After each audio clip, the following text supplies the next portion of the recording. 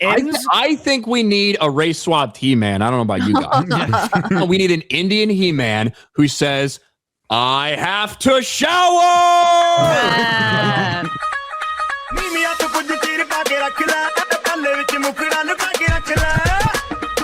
Nerdrotic.com. He-Man, which I missed He-Man. I was a couple of years too old, and I think Robert did too. You know, it's although I just want to point out, I bought the entire line of the very original He-Man figures, and this is going to seem a little weird for you guys. No, it's on June 4th, 1982, which was the day that Star Trek II: The Wrath of Khan opened. And I was at KB Toys in the Bellevue Square Mall before I went and saw Wrath of Khan. Nice. And I bought the Rebel Troop Transport figure case for the Star Wars figures. Wow. And I saw these wacky He-Man figures, and I bought the original line. And those are the only He-Man figures Robert I ever owned. Meyer Burnett had the most 80s day ever. And I saw Star Trek 2 4 times that day, and they had a Laserium show before every show. Oh, if you were hanging out with Ferris Bueller, that would have been it, that mate. would have been it. A little early for that. 82. I was 12. June 4th, 1982. All right. So there's a trailer for He-Man. A new trailer. And I didn't hate the little pre-trailer thing they did with the cereal and the exercising. I thought that was fine. But let's take a look at this. All that stuff that only exists in legends and bedtime stories. Talking tigers. That was great. Spaceships. Put us on the side.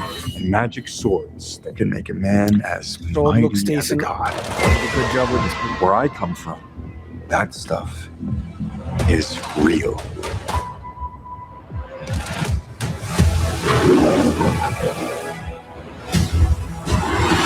Why did you send me away? I wanted you to be safe. So I sent you to a place I knew that they'd never find you. People are on the fence about this, but I think it actually will work. About him being sent to another world. I actually think they're tying in She-Ra's origin with this to justify. There's a logic. There's a logic here, yeah. I think that Go back to him. That's the thing about this trailer. I actually kind of dig all the Eternia stuff. Like, it looks over the top and a little bit cheesy and whatever. What I don't particularly love is yet another, hey, we're in the real modern day world and we have to go to this. That's I don't like it. But again, I'm not a He-Man fan. I don't know like if there's ever had anything like that. I don't know anything about She-Ra. That's not my shit, right? So from my perspective.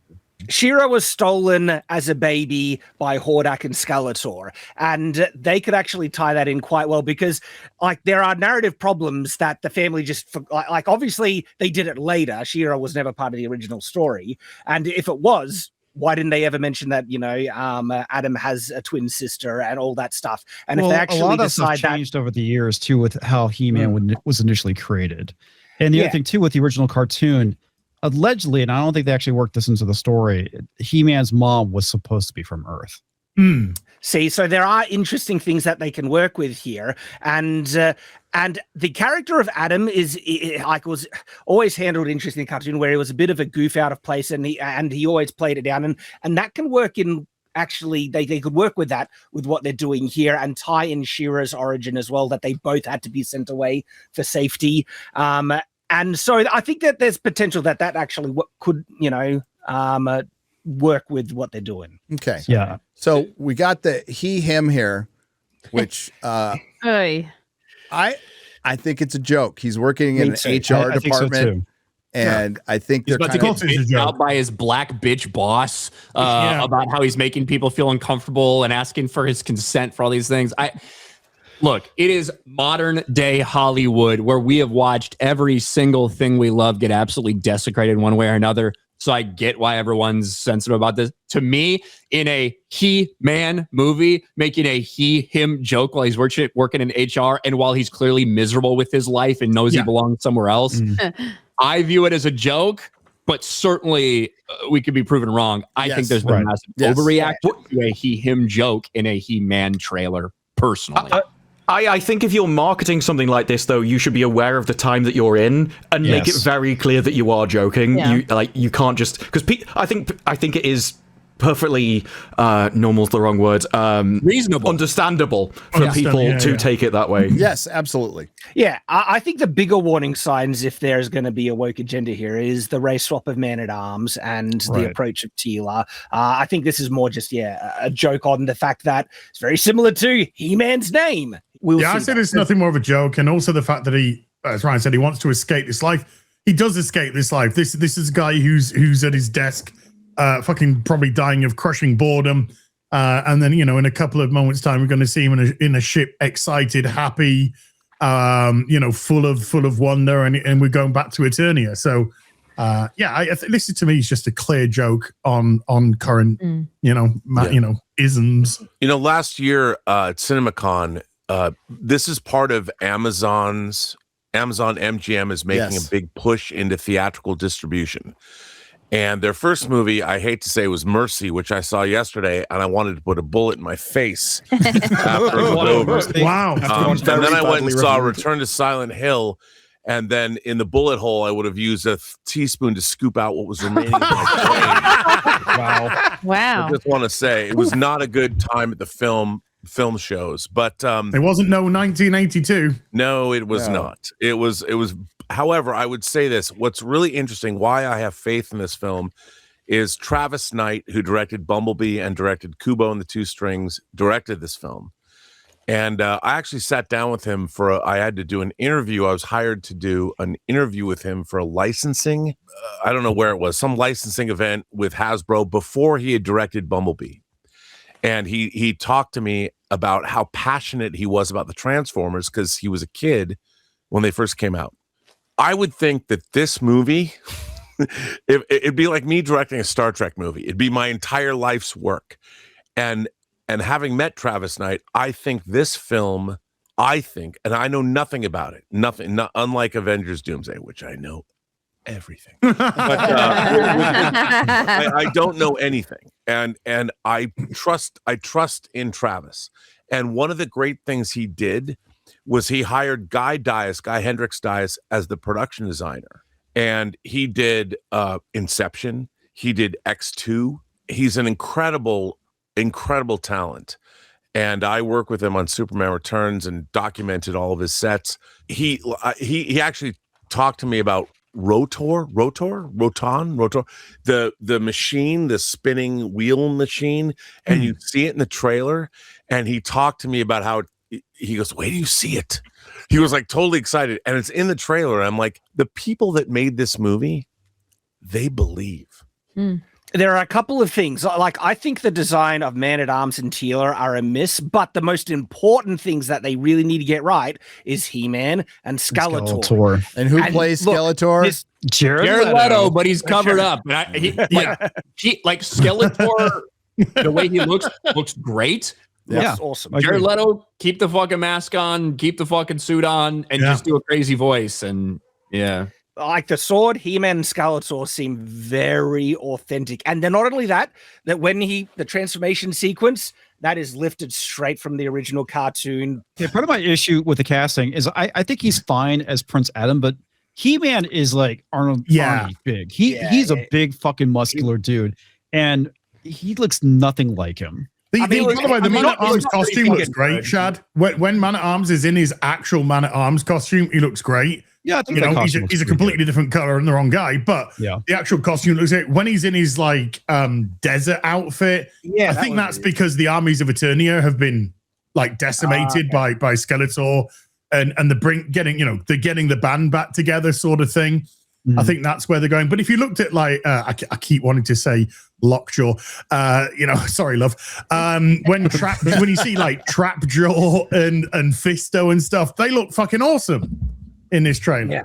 Teela, though, apparently I've been told I need to look properly because apparently she's got some cake. But Teela's outfit to me needs a lot of work. This obsession with nerd stuff and sword things, it's not a good look for a human resource. Perfect head of HR. Yep. Never seen better casting in all my life. Accurate. But that sword He's gonna show me the way home.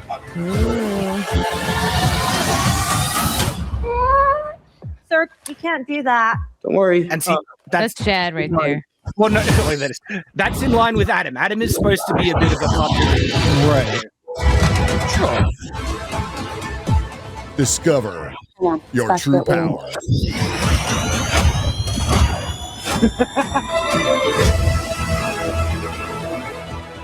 At least he's fucking smiling and having fun.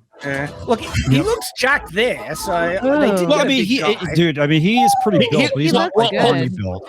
He looks pretty jacked as He-Man. Does he look like fucking a complete and total freak of nature? He looks really fucking jacked as He-Man. Right, he needs to. Maybe not the Schwarzenegger. And look, Skeletor, right. That looked great. Skeletor looks even better at the end. Yeah, there's Trapjaw. He looked great. Beastman looks great.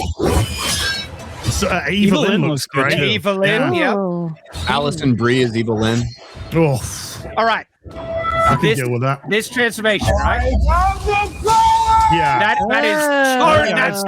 That's like okay, Dan. No. He looks good.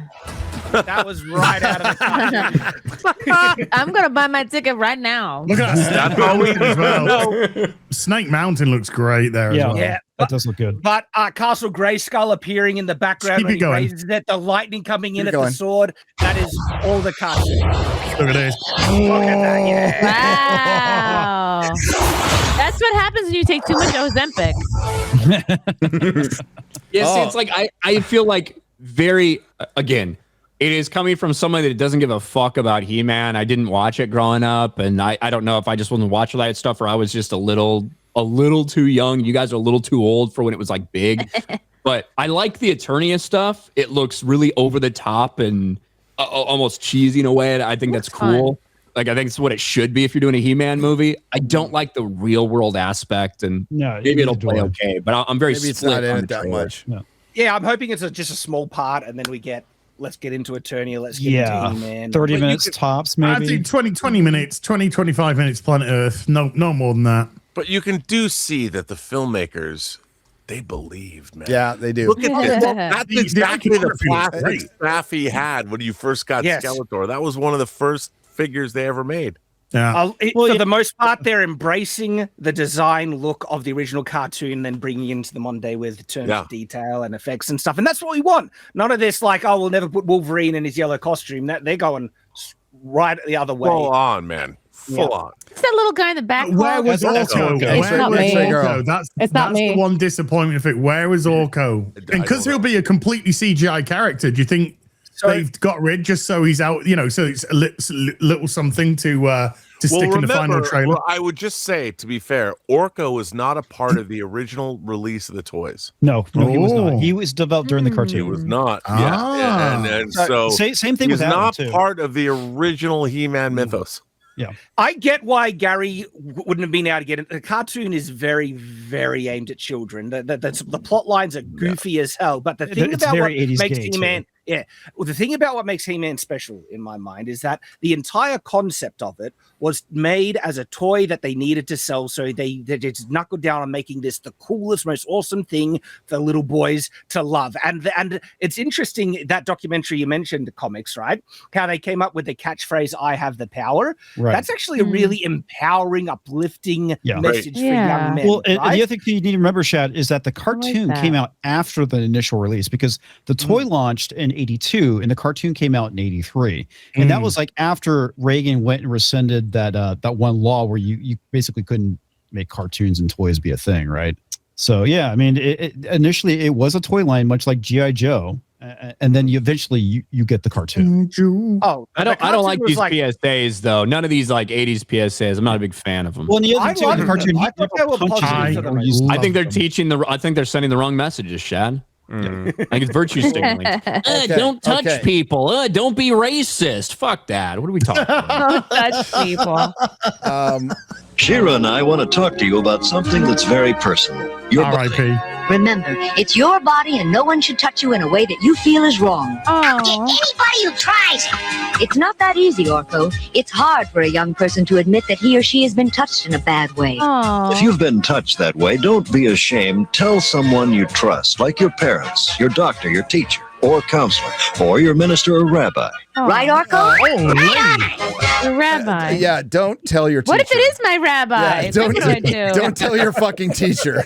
Yeah, they're doing it. Oy vey. Some of those people might be doing it, okay? So Genuinely, though, the PSAs at the end of each He-Man episode were actually they were based on universal morals. A lot of them were very positive, very beneficial. They were great. They were good little messages that had a really good positive influence. They're taking our fictional characters and they're attaching political messaging to them, Shad. They're pushing shit with your characters you care about. Fuck that, okay? It was originally non-political. It was just universal morality that everyone agreed upon. That was good to teach young kids, especially young boys. And that's what He-Man was really good for. G.I. It was Joe like, did it too. So. Yep. I remember running around as a kid with a wooden sword, doing the whole "I have the power" thing constantly, wanting to be like He-Man and be better because he was a character I idolized as a young man. You gave off big Prince Adam energy, huh, Shad? That's what you're calling.